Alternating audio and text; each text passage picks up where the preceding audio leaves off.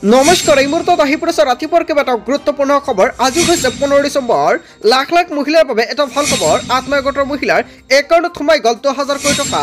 চৰকাৰে বান্ধি দিছে কেইবাটাও নতুন নিয়ম, লগতে এছঅপি জাৰি কৰিছে আত্মসহায়ক গোটৰ মহিলাৰ বাবে। লগতে যিসকল ব্যক্তিৰ চৰকাৰী ঘৰৰ লিষ্টত নামটো অন্তৰ্ভুক্ত হৈ আছে, চৰকাৰী ঘৰৰ প্ৰথম কিস্তি সোমাই যাব একাউণ্টত। কেৱল ইয়াৰ নহয়, আজিৰ পৰা চৰকাৰে নতুনকৈ আৰম্ভ কৰিছে ৰেচন কাৰ্ড বিতৰণ। যদি আপোনাৰ ৰেচন কাৰ্ড আছে তেনে ক্ষেত্ৰত আপুনি নতুনকৈ আবেদন কৰিব পাৰিব অৰুণোদয় 3.0। আৰু আজি আপুনি নাম দিয়ক, কিয়নো আপোনাৰ গাঁও সভা পতা হ'ব, তাতে গৈ আপোনাৰ নামটো পঞ্জীয়ন কৰিব লাগিব। কেৱল ইয়াৰ নহয়, PM কিষাণৰ প্ৰত্যেকজন হিতাধিকাৰীৰ একাউণ্টত সোমাব 2,000 কোটি টকা। কেইবাটাও ৰাজনৈতিক খবৰৰ লগতে অৰাজনৈতিক খবৰ যুগুত কৰা হৈছে আজিৰ দিনটোত। গোটেই অসম তথা ভাৰতৰ বিভিন্ন প্ৰান্তৰ পৰা যুগুত হোৱা হৈছে কেইবাটাও ডাঙৰ খবৰ। এনেবোৰ খবৰ নিতৌ পাই থাকিবলৈ চেনেলটি ছাবস্ক্ৰাইব কৰি ভিডিঅ'টো এটা লাইক কৰিবলৈ নাপাহৰিব। আজিৰ আমাৰ প্ৰথমটো খবৰ গুৰুত্বপূৰ্ণ খবৰ হৈছে অসমবাসীৰ বাবে এটা ডাঙৰ খবৰ। যদি তালিকাত আপোনাৰ নামটো নাই তেনে ক্ষেত্ৰত আপোনাৰ বাবে এটা ভাল খবৰ।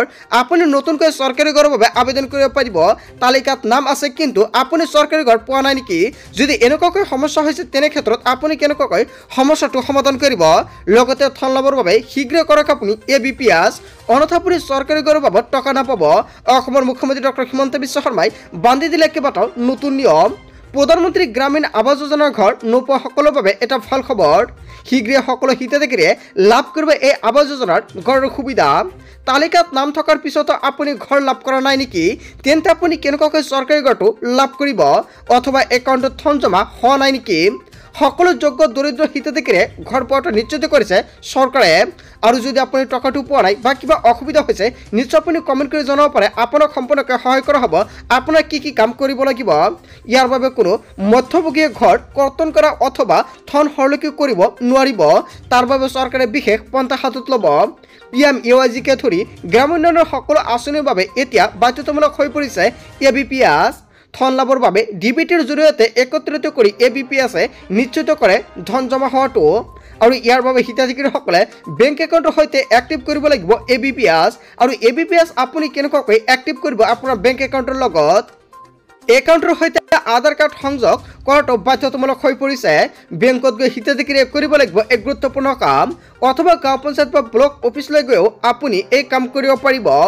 বেংক একাউণ্টৰ সৈতে পেন কাৰ্ড আৰু আধাৰ কাৰ্ড লগতে ABPS সক্ষম হৈ থাকিলে লাভ কৰিব চৰকাৰী ঘৰৰ টকা, অন্যথা আপুনি চৰকাৰী ঘৰৰ টকা নাপাব।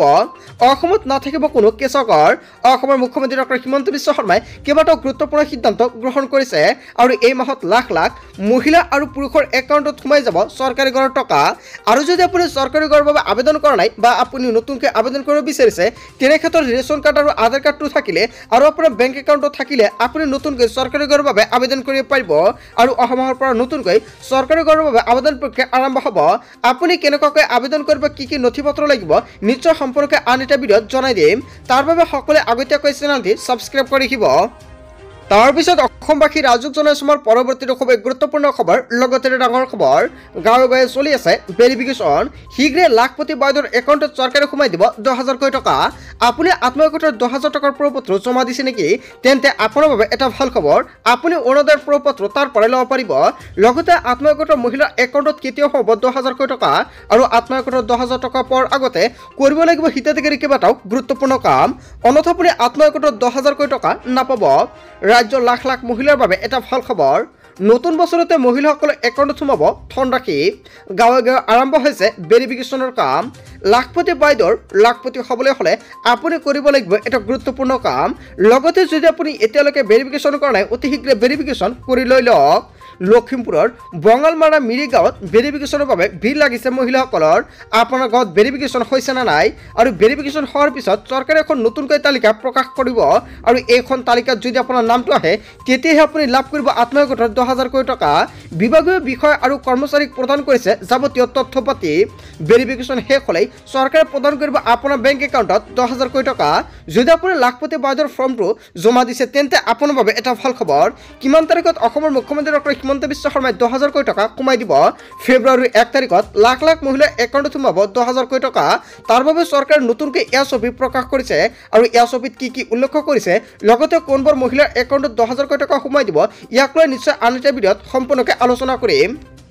তাৰ পিছত অসমবাসী ৰাজুক জনাইছে আমাৰ পৰৱৰ্তীটো খুবেই গুৰুত্বপূৰ্ণ খবৰ লগতে ডাঙৰ খবৰ কাৰ নাম কৰ্তন হ'ব অৰুণোদয় আঁচনিৰ পৰা লগতে কোনে কোনে নতুনকৈ কৰিব পাৰিব অৰুণোদয় আঁচনিৰ বাবে আবেদন অৰুণোদয়ক লৈ অসমৰ মুখ্যমন্ত্ৰী ডক্টৰ হিমন্ত বিশ্ব শৰ্মাৰ বৃহৎ ঘোষণা লাখ লাখ অৰুণোদয় হিতাধিকাৰীৰ বাবে এটা গুৰুত্বপূৰ্ণ খবৰ আহি পৰিছে 15 আৰু 28 ডিচেম্বৰ তাৰিখলৈকে অনুষ্ঠিত হ'ব হিতাধিকাৰীৰ বাছনি সভা অৰুণোদয় হিতাধিকাৰীসকলৰ বাবে অত্যন্ত গুৰুত্বপূৰ্ণ এটা সভা পতা হ'ব আজি আৰু আজিৰ দিনটোত আপোনাৰ পঞ্জীয়ন কৰিব লাগিব অন্যথা আপুনি অৰুণোদয়ৰ বাবে আবেদন কৰিব নোৱাৰিব অৰুণোদয় লাভ কৰা আৰু বঞ্চিত সকলে এই সভাত পঞ্জীয়ন কৰিব লাগিব নিজৰ নাম পুৰণা অৰুণোদয় পোৱা সকলে কৰিব লাগিব পঞ্জীয়ন বহু পুৰণি হিতাধিকাৰীৰ নাম কৰ্তন হ'ব অৰুণোদয় আঁচনিৰ পৰা অৰুণোদয়ৰ তৃতীয়ত নাথাকিব চৰকাৰী চাকৰি পোৱা লোকসকল কেৱল এয়াই নহয় একোটা সমষ্টিতে 40,000কৈ নতুন হিতাধিকাৰী নিৰ্বাচিত কৰা হ'ব অৰুণোদয় আঁচনিৰ বাবে আৰু চৰকাৰে এখন গুৰুত্বপূৰ্ণ সিদ্ধান্ত গ্ৰহণ কৰিছে ঘৰত ৰেচন কাৰ্ড থাকিলে অৰুণোদয় আঁচনিৰ বাবে কৰিব পাৰিব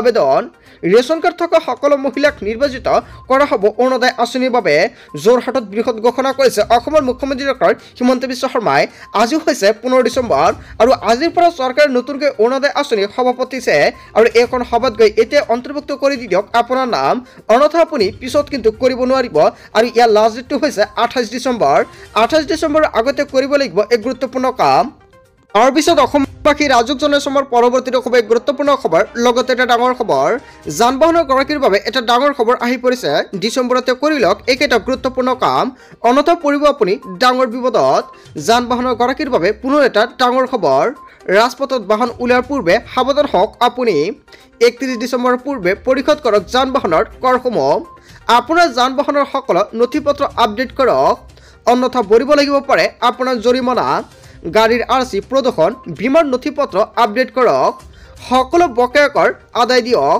31 ডিচেম্বৰৰ পিছতে ৰাজপথত চলিব পৰিবহণ বিভাগৰ অভিযান অনলাইন যোগে আদায় দিব পাৰিব এই কৰ আন নথিপত্ৰৰ কাম অনলাইন যোগে কৰিব পাৰিব পৰিবহণ.gov.in জৰিয়তে দিব পাৰিব কৰসমূহ এই ৱেবছাইটত গৈ আপুনি ৰাজ্য অসম বাছনি কৰক ইয়াৰ পিছতে আপোনাৰ পঞ্জীয়ন নম্বৰটো ক্লিক কৰক পঞ্জীয়ন নম্বৰ ক্লিক কৰাৰ পিছতে পে ইয়ৰ টেক্স এটা অপশ্যন আহি যাব আৰু এই অপশ্যনত ক্লিক কৰি আপোনাৰ বেংকৰ সবিশেষ তথ্য আপুনি দাখিল কৰিব লাগিব সকলো তথ্য সন্নিৱিষ্ট কৰাৰ পিছতে আপোনালৈ আহিব OTP দিয়াৰ পিছতে আপুনি দিব পাৰিব আপোনাৰ নিৰ্ধাৰিত কৰসমূহ অতি সহজতে ঘৰতে বহি আদায় দিব পাৰিব কৰসমূহ যান বাহনৰ গৰাকীৰ বাবে এটা গুৰুত্বপূৰ্ণ খবৰ আপুনি অতি সহজতে এতিয়া ঘৰৰ পৰাই কৰ দিব পাৰিব তাৰ পিছত অসমবাসী ৰাজুক জনাইছে আমাৰ পৰৱৰ্তীটো খুবেই গুৰুত্বপূৰ্ণ খবৰ লগতে ডাঙৰ খবৰ বিবাহ পঞ্জীয়ন সম্পত্তিৰ নথিপত্ৰ পঞ্জীয়নৰ পৰা আৰম্ভ কৰি সকলো কাম হ'ব সময়তে কাম নহ'লে দিয়ক কাপুৰী পৰ্টেলত অভিযোগ অসমৰ মুখ্যমন্ত্ৰী ডক্টৰ হিমন্ত বিশ্ব শৰ্মাই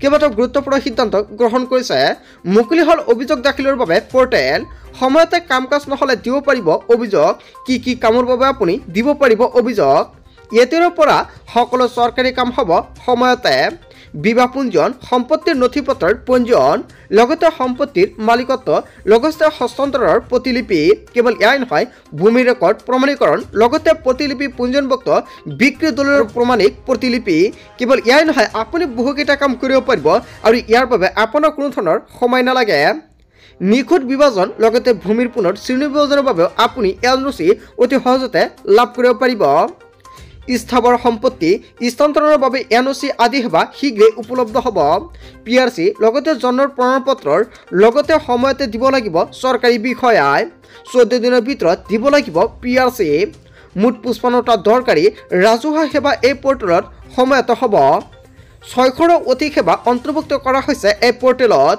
আৰু এতিয়াৰ পৰা চৰকাৰী কাৰ্যালয়ত পৰি নাথাকে কোনো ফাইল বৈধ কাৰণত ফাইল পেলাই থলে বিপদত পৰিব চৰকাৰী কৰ্মচাৰী সময়ত কাম নকৰিলে 100 টকাৰ পৰা 5,000 টকালৈকে জৰিমনা বিহা হ'ব হয় বন্ধু-বান্ধৱীসকল জৰিমনাক লৈ কেইবাটাও গুৰুত্বপূৰ্ণ মন্তব্য কৰিছে মুখ্যমন্ত্ৰীগৰাকীয়ে যদি সময়মতে কাম নহয় তেনে ক্ষেত্ৰত 100 টকাৰ পৰা 5,000 টকালৈকে জৰিমনা বিহা হ'ব আয়ুক্তৰ পৰা নিম্নবৰ্গৰ সহায়লৈকে সকলোৱে ভৰিব লাগিব এই জৰিমনা অসমৰ মুখ্যমন্ত্ৰী ডক্টৰ হিমন্ত বিশ্ব শৰ্মাই কেইবাটাও নতুন নিয়ম সলনি কৰিছে তাৰপিছত অসমবাসী ৰাজুক জনাইছে আমাৰ পৰৱৰ্তীটো খুবেই গুৰুত্বপূৰ্ণ খবৰ লগতে এটা ডাঙৰ খবৰ PM কিষাণৰ হিতাধিকাৰীৰ বাবে এটা জৰুৰী খবৰ আহি পৰিছে PM কিষাণ যোজনা হিতাধিকাৰীৰ বাবে এটা গুৰুত্বপূৰ্ণ খবৰ 19 নম্বৰ কিস্তিৰ ধন লাভ কৰিবলৈ হ'লে এতিয়া কৰক এক গুৰুত্বপূৰ্ণ কাম। জানুৱাৰী মাহত হিতাধিকাৰীয়ে লাভ কৰিব 19 নম্বৰ কিস্তিৰ ধনৰাশি।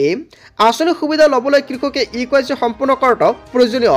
যদি আপুনি এতিয়ালৈকে ইকেৱাইচি কৰা নাই অতি শীঘ্ৰে ইকেৱাইচি কৰি লৈ লওক। ডিচেম্বৰ মাহতে ইকেৱাইচি সম্পূৰ্ণ নকৰিলে নাপাব 19 নম্বৰ কিস্তিৰ ধনৰাশি। নিকটৱৰ্তী CSC চেণ্টাৰত অনলাইন যোগে কৰিব পাৰিব ইকেৱাইচি।